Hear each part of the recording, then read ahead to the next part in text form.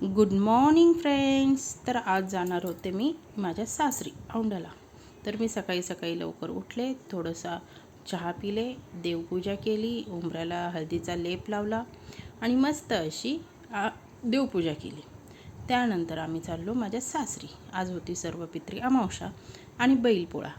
तर दोन्ही एकत्र आल्यामुळे आणि रविवार असल्यामुळे मी चालले होते आज सासरी.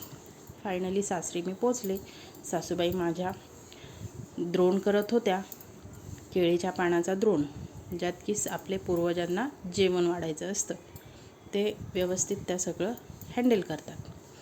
त्यांनी सर्व स्वयंपाक आधीच करून ठेवला होता. आम्हाला पोचायला नेहमीप्रमाणे उशीर झाला आणि द्रोण वगैरे सासूबाईंनी सर्व तयार करून ठेवले. त्यानंतर धूप देऊन गावाकडच्या पद्धतीप्रमाणे द्रोणमध्ये जेवण ठेवून पूर्वजांना नमस्कार करून वरती अशा पद्धतीने जेवणाचे एक एक तुकडे, एक एक घास आपण ठेवतो. त्यानुसार पत्र्यावरती पण घास ठेवून पोरीने नमस्कार केला. त्यानंतर बैलपोळ्याची तयारी. बैलपोळ्याच्या दिवशी गावात खूप आनंदाचं वातावरण असतं. अशा पद्धतीने माझा पूर्ण दिवस संपला आणि आम्ही परत निघालो माझ्या घरी.